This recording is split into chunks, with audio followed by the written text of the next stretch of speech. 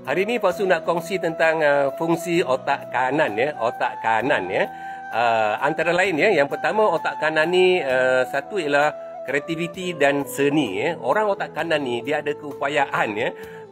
Yang kreatif maksudnya dia boleh menghasilkan idea-idea baru ya, pemikiran baru, penyelesaian baru ya. Dia dapat melihat sesuatu dari perspektif yang berbeza ya. Seni ni boleh melibatkan seni lukisan, seni muzik, seni reka bentuk ya, dan berbagai-bagai bentuk seni ya.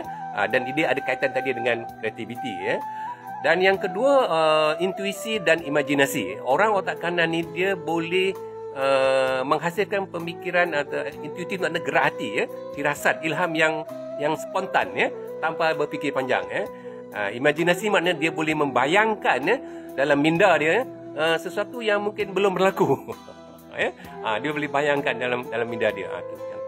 Dan seterusnya ialah emosi ya, dan pengecaman ekspresi wajah ya.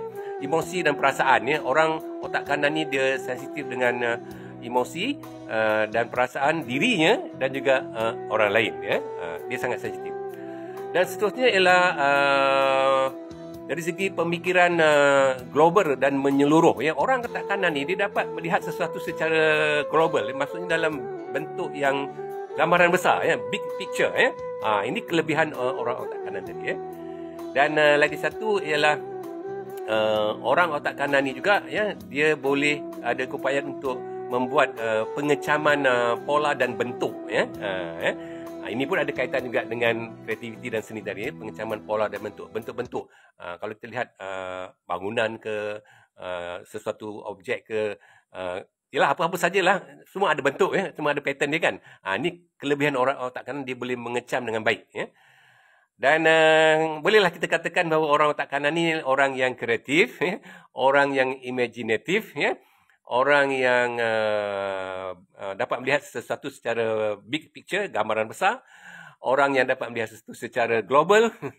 Orang yang berjiwa seni. Dan orang yang sensitif dengan perasaan, emosi diri dan juga orang lain. Ya. Baiklah, sehingga kita bertemu lagi dalam kesempatan yang lain. Terima kasih.